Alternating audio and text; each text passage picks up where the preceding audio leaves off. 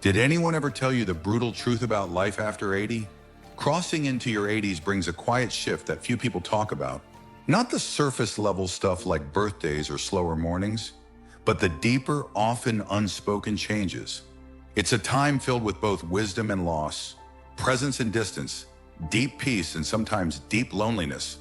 And if you're not prepared for some of those shifts, they can catch you off guard, leaving you wondering, why didn't someone tell me? In this video, we're walking through 5 brutal realities of life after 80. Not to scare you, not to depress you, but to offer clarity, because when you see these things coming, you're no longer at their mercy. You can prepare for them, and you can meet them with strength instead of surprise.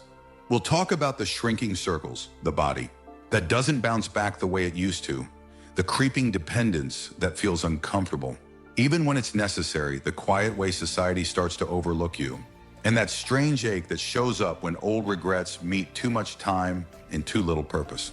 Stay with us until the end, because while some of these truths may feel heavy, they also open the door to something powerful: acceptance, resilience, and a chance to shape the final stretch of life with the kind of dignity no one else gets to define but you. Let's talk about what really happens after 80 and how you can walk through it with open eyes, steady hands, and your head held high. Number 1, a social circle that quietly disappears. One of the first realities that hits after 80 isn't physical, it's relational. The people who once filled your world begin to fade, often without warning. Friends pass, neighbors move, siblings grow quiet. Even longtime companions who once called every week start calling every few months. It's not personal, it's just time.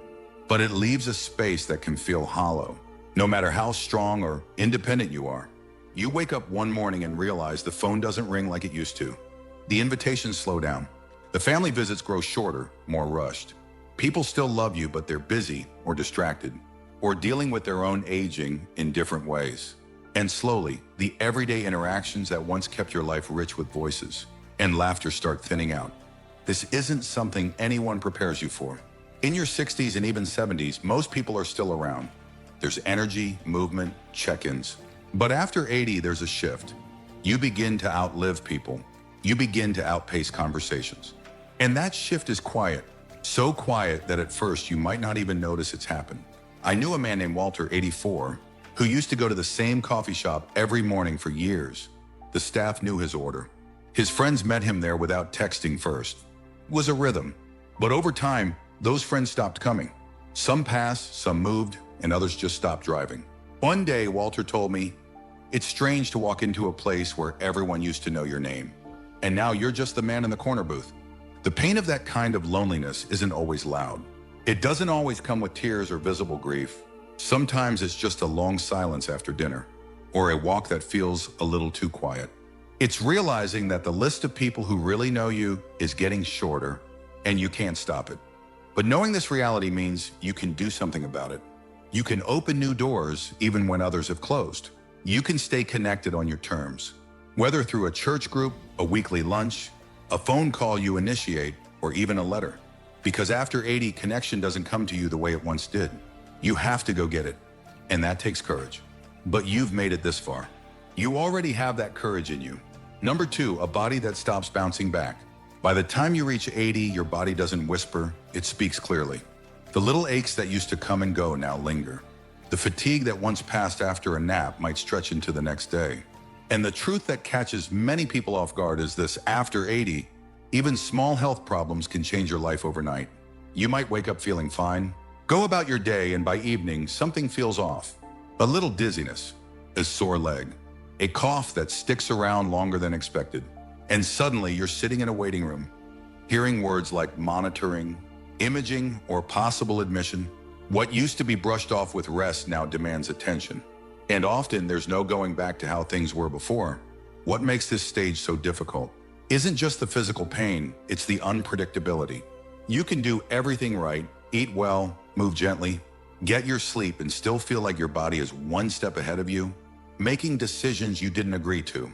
A misstep on the stairs can lead to weeks of recovery. A stomach bug can drain you for days. And even when you recover, things don't always return to normal. Your balance might feel off. Your breathing might take more effort. The bounce back isn't what it used to be. I once met a woman named Gloria, 81, who was sharp, active, and proud of her independence. She loved tending her backyard garden, walking the neighborhood, staying engaged with her book club.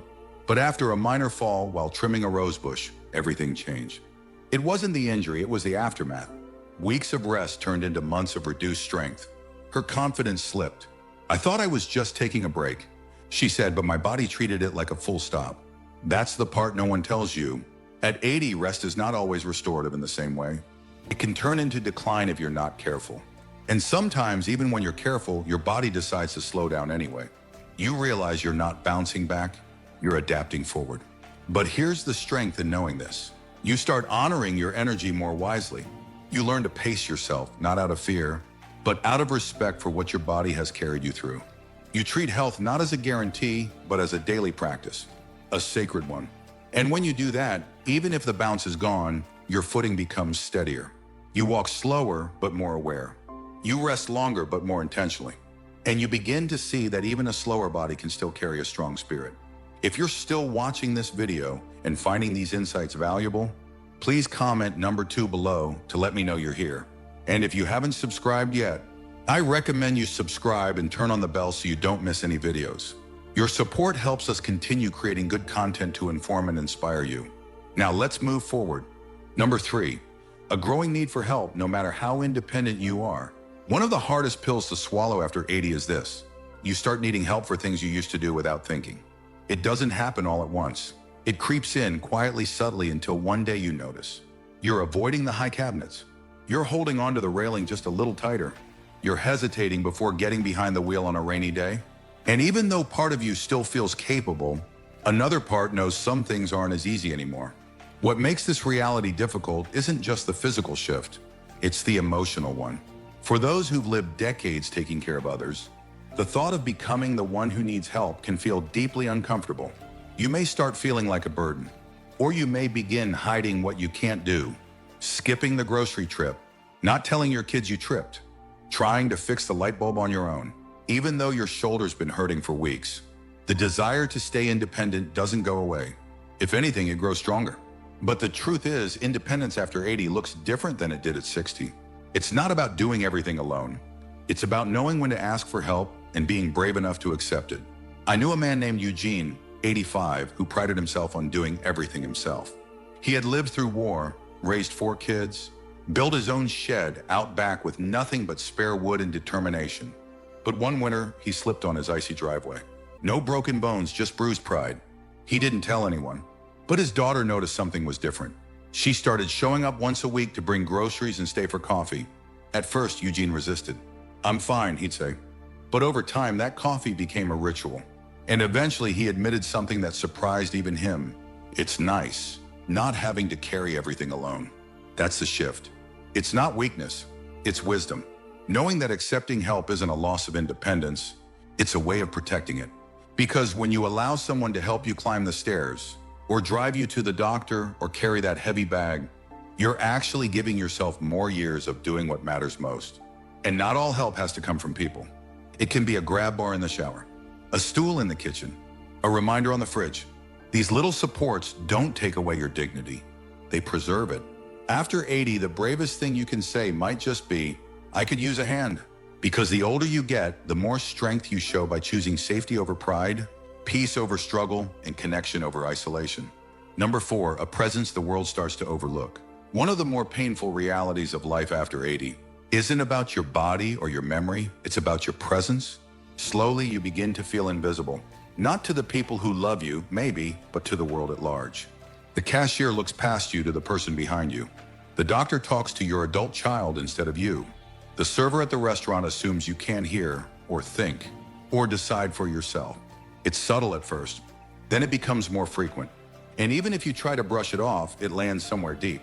Because no matter how old we are, we still want to be seen. And when you've lived a full life, worked, raised a family, made decisions, weathered storms, it's jarring to feel dismissed just because your skin has folded or your hair has grayed. What hurts more is that it's rarely meant with malice. A fast world that forgets slow steps still carries stories. A society obsessed with youth that forgets the strength it took to reach this age. And unless you speak up, you risk shrinking. Not because you've lost your voice, but because others stopped listening. I remember a woman named Irene, 86, who volunteered at a local museum. One day, a visitor asked the staff a question she could have answered in her sleep. After all, she lived through that very decade of history, but the question skipped right over her. When I asked her how she felt, she just smiled and said, "I'm used to it." But there was sadness in that smile, the kind that comes from being seen as furniture instead of fire. But you are not furniture. You are not background. You are still here, still thinking, still contributing. And just because the world sometimes forgets, that doesn't mean you have to. So what can you do? You speak anyway. You ask the questions. You offer the opinions. You vote. You share your stories, even when no one asks. You stand up, even if your knees wobble. Because every time you claim your space in the room, you remind the world and yourself that you are not done yet. You are not invisible. You are a living library, a witness to time, a voice that still matters. And you don't have to shout to be heard. You just have to refuse to disappear. If you're still watching this video and finding these insights valuable, please comment number 4 below to let me know you're here. And if you haven't subscribed yet, I recommend you subscribe and turn on the bell so you don't miss any videos. Your support helps us continue creating good content to inform and inspire you. Now let's move forward. Number 5, a sense of regret if purpose isn't redefined. As you move deeper into your 80s, a strange quiet settles in. Not just in your home or your schedule, but inside you. Life slows. The calendar isn't as full. And with that slowness comes space to reflect, remember, replay. That can be beautiful. But if you're not careful, it can turn into something heavy. Not the loud, dramatic kind, the quiet kind. The "I wish I'd spent more time with them" kind.